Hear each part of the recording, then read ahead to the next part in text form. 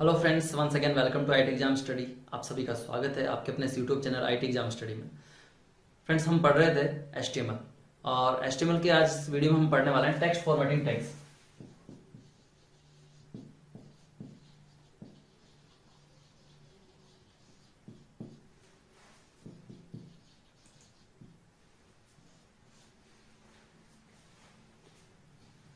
Text formatting tags हमारे पास कौन कौन से होते हैं? तो सबसे पहले तो हमें ये समझना पड़ेगा कि टेक्स्ट फॉर्मेटिंग टैग्स होते क्या हैं। एक्चुअली ऐसे टेक्स्ट जो आपका कोई टेक्स्ट लिखा है आपने, उसको फॉर्मेट करने के काम में आते हैं। फॉर्मेट का मतलब उसका किसी भी तरह से अगर लुक एंड थीम या कोई डिजाइन अगर हम चेंज कर रहे हैं, फॉर्मेट कर रहे हैं। जो जनरली अगर ये टेक्स्ट लिखा हुआ है, राइट, ये टेक्स्ट लिखा हुआ है, ये भी इसको अगर मैं इस एफ को थोड़ा सा इस तरह से बोल्ड कर दूं तो क्या कर दिया मैंने, इसको इस टेक्स्ट को थोड़ा सा फॉर्मेट कर दिया, राइट। मैं इस टैग को इस तरह से ना लिख के इस टैग को थोड़ा सा मैंने बड़ा लिख दिया, तो ये क्या हो गया, फॉर्मेट हो गया। यानी जो नॉर्मल जो सीक्वेंस होती है, जो नॉर्मल कैरेक्टर्स होते हैं, उसको किसी भी तरह से मॉडिफाई करना, फॉर्मेट करना, वो क्या कहलाएगा आपका, फॉर्मेटिंग। तो उस टेक्स्ट को हम फॉर्मेट कर रहे हैं किसी भी टेक्स्ट को, तो टेक्स्ट फॉर्मेटिंग हो गई। और जिन टैग्स का मैं यूज करता हूं टेक्स्ट फॉर्मेटिंग के लिए, वो क्या हो गए, सारे टेक्स्ट फॉर्मेटिंग टैग्स हो गए। अब कौन कौन से होते हैं, किस तरह से होते हैं, हम डिस्कस करेंगे। सबसे पहला जो हमारा टैग था वो था हमारा पी टैग, जो कि हम कल पढ़ चुके हैं हेडिंग्स एंड पैराग्राफ वाले चैप्टर में, राइट। सेकंड, इसी के इक्विवेलेंट एक प्री टैग था, वो भी हम देख चुके हैं, राइट। इसके बाद मैं बात करता हूं जो हमारे बेसिक टैग्स होते हैं। सबसे पहले है बी टैग। बी टैग किस लिए यूज होता है, बोल्ड करने के लिए। यानी कि कोई जो टेक्स्ट है उसको आपको बोल्ड करना है। यानी नॉर्मल लिखा हुआ है, लेट्स से मैंने लिखा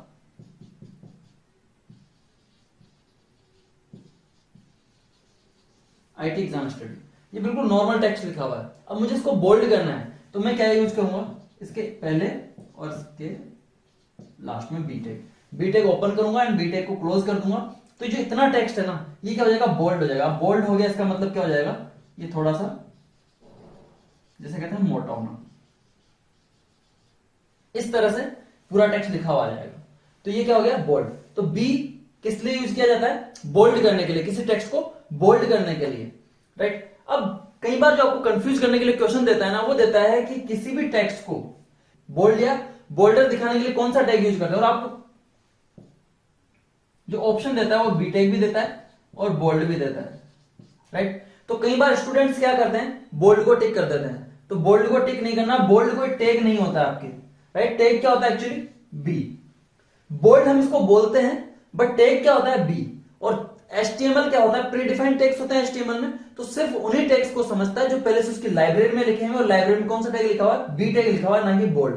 तो बोल्ड कोई टैग नहीं होता, आपके टैग कौन सा होता है, बी टैग होता है। तो क्वेश्चन अगर पूछे आपको एग्जाम में कि किसी भी फॉन्ट को या किसी टेक्स्ट को बोल्डर दिखाने के लिए हम कौन सा टैग यूज करते हैं, बी टैग यूज करते हैं, ना कि बोल्ड, राइट। ओके, नाउ यहां से एक और क्वेश्चन बनता है कि जो बोल्ड टैग है, बी टैग है, इसके इक्विवेलेंट या सिमिलर टैग, इक्विवेलेंट या फिर सिमिलर टैग कौन सा है।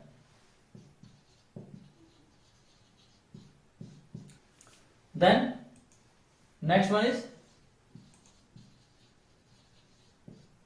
Strong tag. स्ट्रॉन्ग टैग को मैं बी टैग के आइडेंटिकल यूज कर सकता हूं या इसकी जगह यूज कर सकता हूं। कई बार हम बोल देते हैं ऑल्टरनेटिव टैग भी बोल देते हैं कि बी टैग का ऑल्टरनेटिव टैग कौन सा है, स्ट्रॉन्ग टैग। बट ऑल्टरनेटिव सही टर्म नहीं होता इसके लिए, सिमिलर इक्विवेलेंट आपके बेटर टर्म है।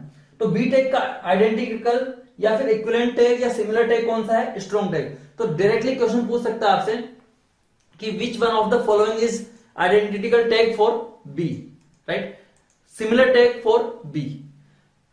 एंड वाइस वर्सा पूछ सकता है, उल्टा भी पूछ सकता है, स्ट्रॉन्ग टैग का इक्विवेलेंट टैग कौन सा है, कौन सा है, बी टैग। तो ये आपस में कैसे भी पूछे आपको आंसर आना है।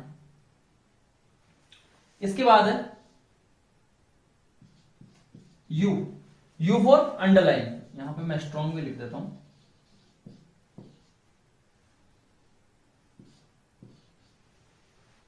यू किस लिए यूज होता है, आपके टेक्स्ट के नीचे अंडरलाइन लिखने के लिए। जैसे कि भी मैंने ये हेडिंग लिखी, इसके नीचे मैंने अंडरलाइन किया, तो सेम वैसे ही अगर आपको किसी टेक्स्ट को अंडरलाइन करना है तो उस टेक्स्ट के आगे और पीछे, आगे यू टैग को ओपन करना है और पीछे यू टैग को क्लोज करना है, तो उतने टेक्स्ट पे क्या हो जाएगा, वो फॉर्मेटिंग यानी अंडरलाइन वाली फॉर्मेटिंग अप्लाई हो जाएगी। लेट्स से मैंने लिखा दिस इज HTML, यहां पे मैं क्या कर रहा हूं, यूटेक को ओपन किया और यूटेक को क्लोज किया, तो जो रिजल्ट आएगा उसमें इस पे क्या है, पूरे पे अंडरलाइन आ जाएगी इतने टेक्स्ट पे। तो जितना टेक्स्ट मैं इस यूटेक के अंदर लिखूंगा उतने टेक्स्ट को ही क्या होगा, उतना टेक्स्ट ही आपके अंडरलाइन होगा। अगर मैं इसको यहां से हटा के अगर यहां पे लगा देता हूं यूटेक को, तो सिर्फ इतना जो पार्ट है वही अंडरलाइन होगा, आगे का नहीं होगा। इट मीन्स जितने टेक्स्ट को मुझे अंडरलाइन बनाना है उतने टेक्स्ट के लिए मैं क्या यूज करूंगा, अंडरलाइन टैग यूटेक यूज करूंगा, यूटेक स्टार्ट करूंगा एंड यूटेक क्लोज कर दूंगा, right. Next one is I use for italic text.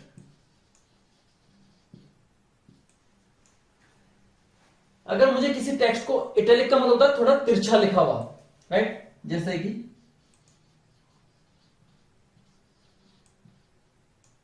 तो ये क्या हो गया आपके इटैलिक टेक्स्ट हो गया।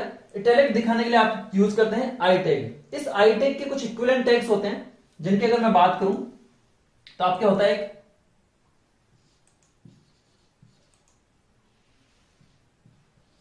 साइड टैग होता है और एक ईएम टैग होता है।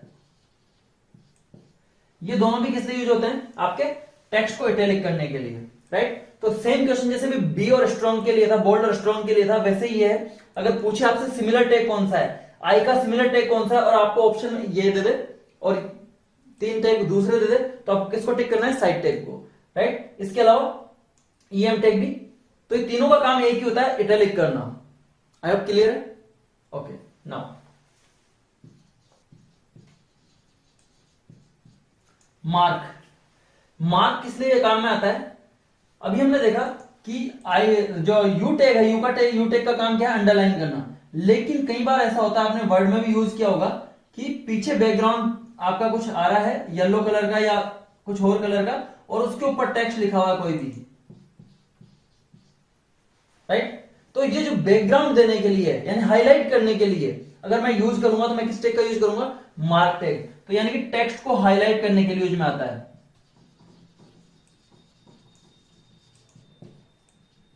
टेक्स्ट को हाईलाइट करने के लिए यूज में आता है, यानी कि बैकग्राउंड पे ये कलर आ जाता है, और जो कलर होता है वो कौन सा था, डिफॉल्ट कलर येलो। यानी कि इसके बैकग्राउंड पे क्या आ जाएगा, जिस टेक्स्ट के ऊपर आप मार्क टैग यूज करोगे उसके बैकग्राउंड पे येलो टैग आ जाएगा, येलो कलर आ जाएगा और वो हाईलाइट हो जाएगा।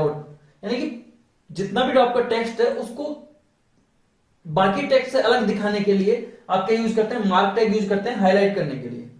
तो सीधा सीधा क्वेश्चन पूछ सकता है आपसे कि किसी भी टेक्स्ट को हाईलाइट करने के लिए कौन सा टैग यूज करते हैं, राइट। तो मार्क टैग। नेक्स्ट टैग की यहां पे बात करूं तो मेरे पास स्ट्राइक। स्ट्राइक टैग किस लिए यूज होता है, स्ट्राइक थ्रू के लिए।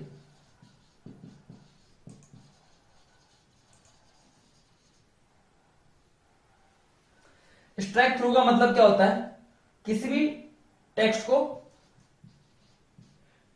काट देना या डिलीट कर देना, राइट। अब ये जो मैंने एबीसी लिखा उस पर एक हॉरिजॉन्टल लाइन डाल दी बीच में, तो ये क्या हो गया, टेक्स्ट एक तरह से डिलीटेड टेक्स्ट कहलाता है, राइट। और इसीलिए इसके जो इक्विवेलेंट टैग यूज किए जाते हैं स्ट्राइक के लिए, वो एक डेल टैग भी यूज किया जाता है, DEL, डिलीट टैग। बिकॉज दोनों का काम एक ही है, स्ट्राइक थ्रू करने के लिए।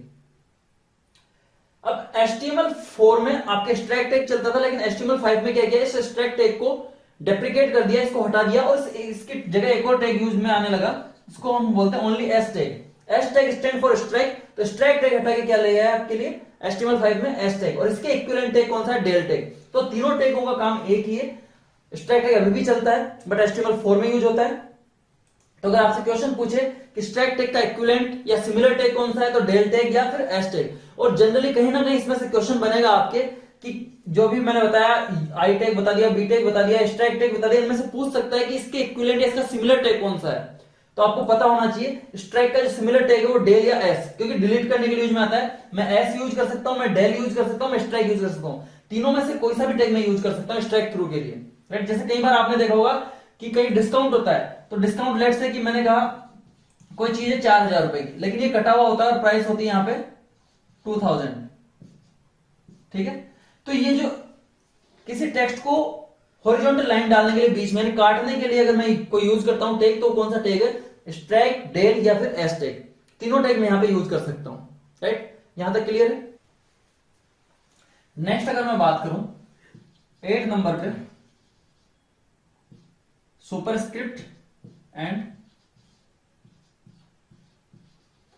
सबस्क्रिप्ट। सुपरस्क्रिप्ट एंड सबस्क्रिप्ट क्या होता है कि अगर मुझे किसी टेक्स्ट को बेस और पावर के रूप में दिखाना है, लेट्स से मैंने लिखा एक्स स्क्वायर, राइट, या फिर मैंने लिखा H2O, तो ये 2 क्या होता है, नीचे बेस के रूप में आ रहा है यहां पे, और यहां पे ये जो 2 है ये पावर के रूप में आ रहा है। अगर मुझे किसी टेक्स्ट को इस फॉर्मेट में लिखना है तो मैं दोनों टैग यूज करता हूं, सुपरस्क्रिप्ट एंड सबस्क्रिप्ट। सुपर का मतलब होता है ऊपर, सब का मतलब होता है नीचे। तो सुपर ऊपर के लिए यानी कि पावर लगाने के लिए आप यूज करते हैं,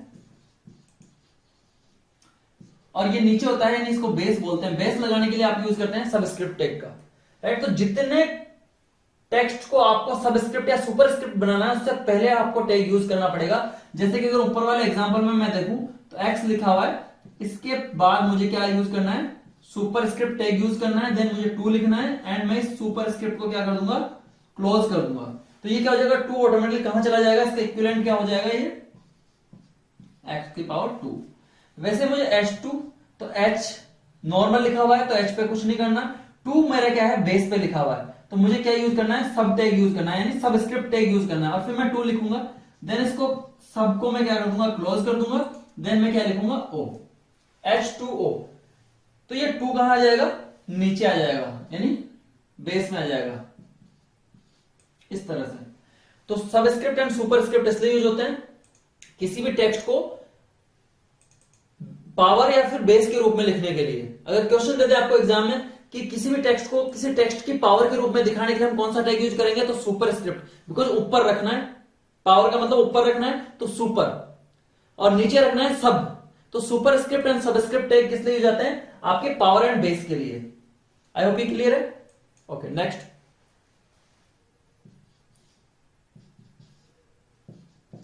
टैग है big tag and small tag. अब big tag and small tag क्या होता है, नाम से क्लियर है, बड़ा और छोटा। यानी कि जो टेक्स्ट होता है नॉर्मल, आपके जो लिखा हुआ टेक्स्ट होता है उसकी साइज को बड़ा या फिर छोटा करने के लिए हम यूज करते हैं बिग एंड स्मॉल।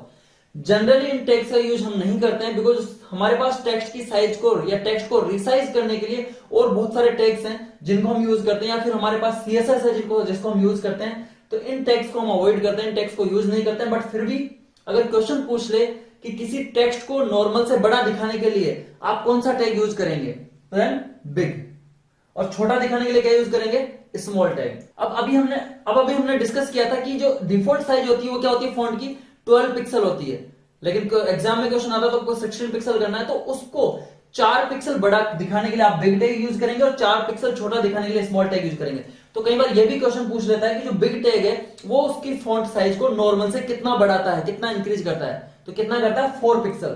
कितना करता है, 4 पिक्सल।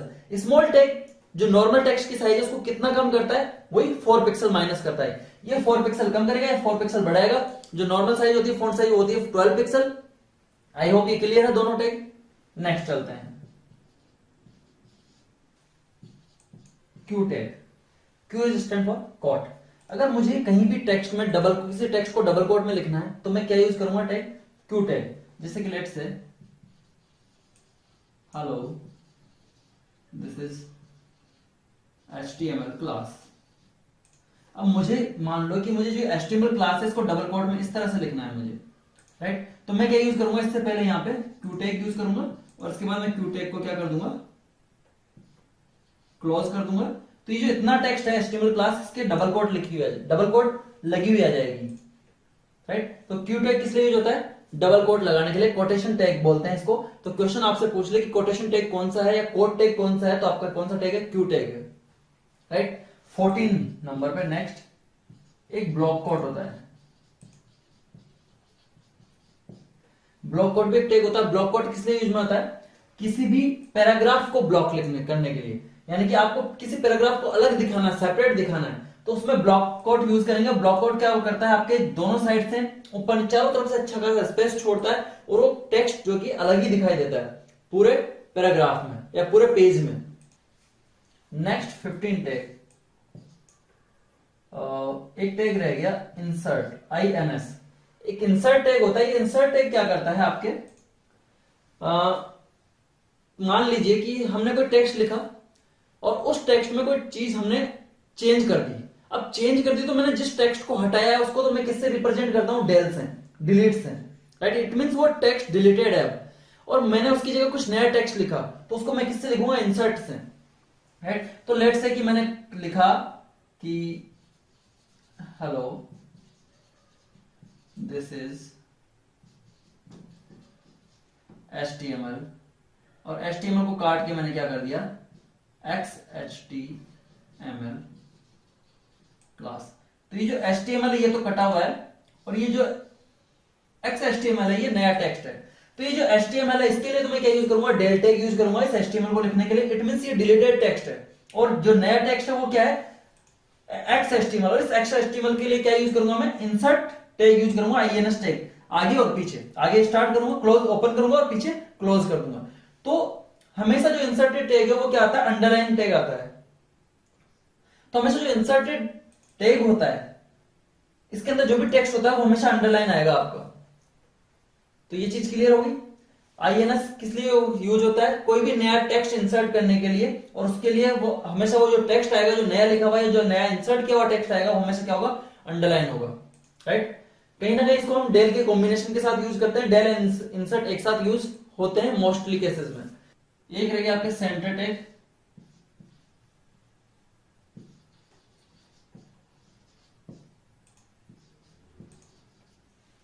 सेंटर टैग क्या करता है, किसी भी टेक्स्ट को सेंटर लाइन करता है, यानी कि उस लाइन के अंदर, ये जो लाइन है ये लेट्स से कि आपका पेज है और इस पेज में एक लेफ्ट लाइन होगा, एक राइट लाइन होगा और एक सेंटर लाइन होगा। तो सेंटर में करने के लिए किसी भी टेक्स्ट को हम क्या यूज करेंगे, सेंटर टैग यूज करेंगे, राइट। बाय डिफॉल्ट कोई भी टेक्स्ट होता है वो क्या होता है, लेफ्ट लाइन होता है। अगर मैंने कोई लाइन लिखी, जैसे कि मैंने लिखा सेम वही, दिस इज HTML, तो ये पूरा जो लिखा हुआ आएगा वो कहां से स्टार्ट होगा, यहां से लिखा हुआ स्टार्ट होगा। लेकिन मैं इससे पहले अगर मैं सेंटर टैग यूज करता हूं तो ये कहां आ जाएगा, बिल्कुल सेंटर में आ जाएगा, बीच में आ जाएगा ये टेक्स्ट, राइट। अब यहां पे आपको कंफ्यूज करने के लिए कहीं ना कहीं क्वेश्चन आता है कि टेक्स्ट को सेंटर में करने के लिए निम्न में से कौन सा टैग है, या फिर निम्न में से किस कोड के द्वारा टेक्स्ट को सेंटर लाइन किया जाता है। और उसने ऑप्शंस दे दिए, ए,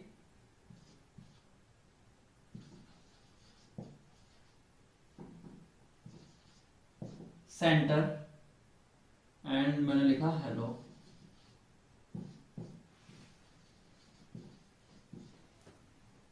बी,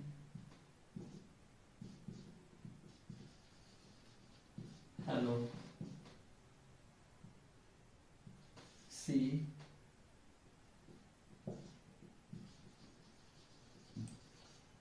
मिडिल,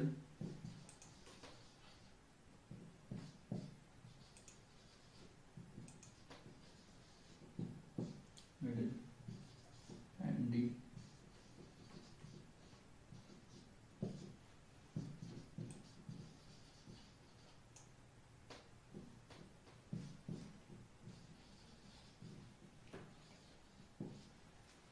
राइट नाउ, निम्न में से किस कोड के द्वारा टेक्स्ट को सेंटर लाइन किया जाता है, तो कौन सा कोड इनमें से सही है सेंटर लाइन करने के लिए, ये या फिर ये।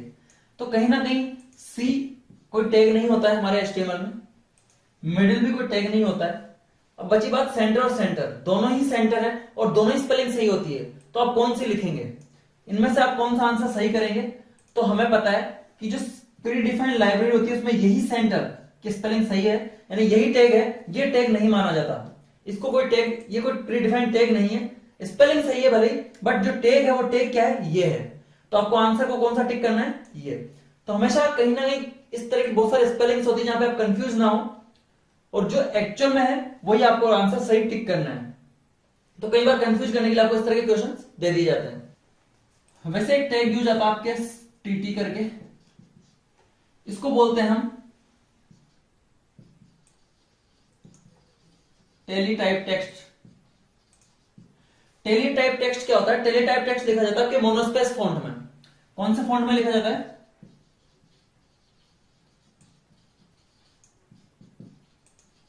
और ये किस लिए यूज होता है? कई बार जो डॉटमैटिक्स वगैरह प्रिंटर होते हैं वहां पे प्रिंट देने के लिए, आपके टेक्स्ट को थोड़ा सा लाइटर करने के लिए, यानी कि जो आपकी स्पेस है उसको सेव करने के लिए, स्पेस बचाने के लिए, उसका फॉन्ट का जो वेट है उसको कम करने के लिए हम क्या यूज करते हैं? मोनोस्पेस फॉन्ट यूज करते हैं। किसके थ्रू लिखा जाता है? टीटी के द्वारा। TT is teletype text. तो एग्जाम में आपसे दोनों तरह से क्वेश्चन पूछा जा सकता है। टेलीटाइप टेक्स्ट लिखने के लिए कौन सा फॉन्ट यूज करते हैं? सेकंड, मोनोस्पेस फॉन्ट से किसी भी टेक्स्ट को मोनोस्पेस फॉन्ट में दिखाने के लिए हम कौन सा टैग यूज करते हैं? TT tag. तो ये इंपॉर्टेंट है, कई बार इस तरह से क्वेश्चन पूछ लिया जाता है, तो आपको ये पता होना चाहिए। अब बात करते हैं कि इसके ऑल्टरनेट टैग कौन से हैं, या इसके जो इक्विवेलेंट या सिमिलर टैग्स हैं वो कौन से हैं। क्यों? क्योंकि बिकॉज ये जो टीटी टैग है ये HTML5 में सपोर्टेड नहीं है। HTML5 में सपोर्टेड नहीं है, तो इसके जो सिमिलर टैग हैं वो कौन कौन से हैं? आपके पास एक टैग होता है वेर, वेरिएबल के लिए। एक होता है आपके पास SAMP, सैंपल के लिए। और एक होता है कोड। ये तीन टैग हैं जो इसके इक्विवेलेंट टैग या सिमिलर टैग कहलाते हैं। आप इन तीनों का यूज कर सकते हैं सेम चीज के लिए, where, samp and code. Right? I think clear है ये। Now last one is marquee tag.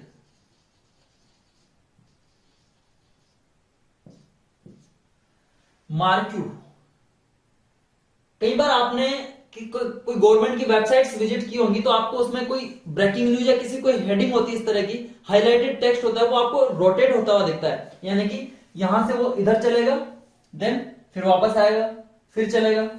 तो वो जो उसको बोलते हैं मार्क्यू, यानी आपका टेक्स्ट है वो मार्क्यू के थ्रू रोटेट हो रहा है, स्क्रॉल हो रहा है बेसिकली। राइट? क्यों? क्योंकि जो आपकी ब्राउजर की विंडो होती है वो स्क्रॉल होती है हॉरिजॉन्टल एंड वर्टिकल। तो जो टेक्स्ट है मार्क्यू के थ्रू दोनों तरह से आप उसको हॉरिजॉन्टल एंड वर्टिकल आप क्या कर सकते हैं? स्क्रॉल करवा सकते हैं आपके टेक्स्ट को, जो कि आपके पेज पे स्क्रॉल होता रहेगा। एक बार मैं सारे टेक्स्ट रफ कर रहा हूं। तो हम बात कर रहे थे मार्क्यू टैग की। ये आपकी विंडो है, ब्राउजर विंडो है। तो कोई टेक्स्ट इस तरह से चल रहा है और इधर आ रहा है, देन वापस से यहां से टकरा के इधर जा रहा है। तो वो क्या कर रहा है? स्क्रॉल हो रहा है। राइट? तो इसके लिए हम यूज करते हैं मार्क्यू टैग। अब इसके कुछ एट्रीब्यूट्स होते हैं इस मार्क्यू टैग के।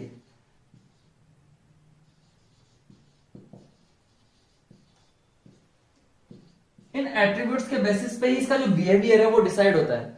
तो कौन कौन से एट्रीब्यूट्स होते हैं? पहला एट्रीब्यूट इसका होता है बिहेवियर।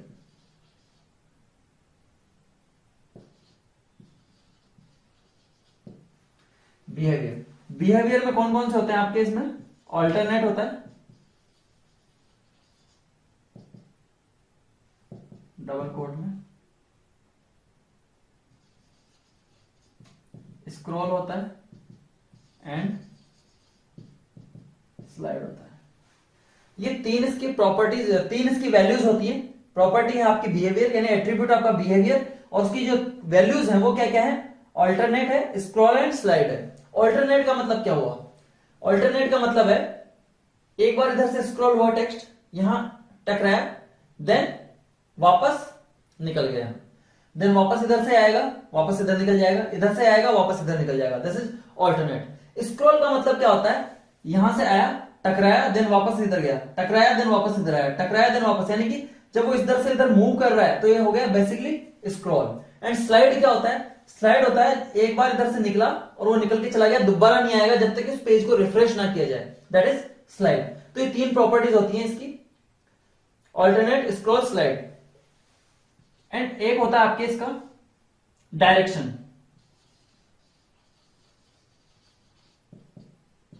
यानी कि ये आपके टेक्स्ट है, ये जो मूव हो रहा है किस डायरेक्शन में मूव होना चाहिए। तो डायरेक्शन में आपके होता है left, right, top and down.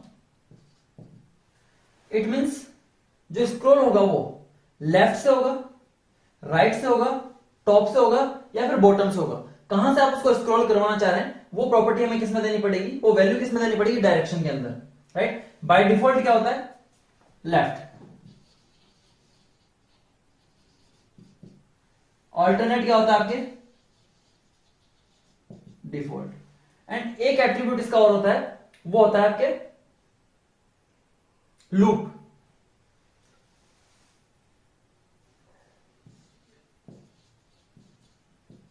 Loop में क्या देते हैं, हम नंबर देते हैं 4, 5, 10, कितनी बार आपका जो टैग है वो रोटेट होगा, राइट। जो डिफॉल्ट इसकी होती है इनफाइनाइट होती है, यानी इनफाइनाइट टाइम के लिए लूप है ना आपका चलता रहेगा। तो आई थिंक मार्को टैग आपका क्लियर है। अब इसके अलावा टेक्स्ट फॉर्मेटिंग टैग आपकी यहां तक कंप्लीट है। नेक्स्ट क्लास में हम पढ़ेंगे लिस्ट के बारे में। आई होप ये वीडियो जो अच्छा लगा होगा।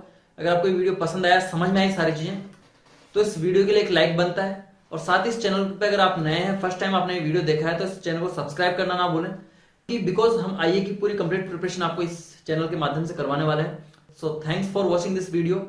मिलते हैं नेक्स्ट वीडियो में, तब तक के लिए टेक केयर।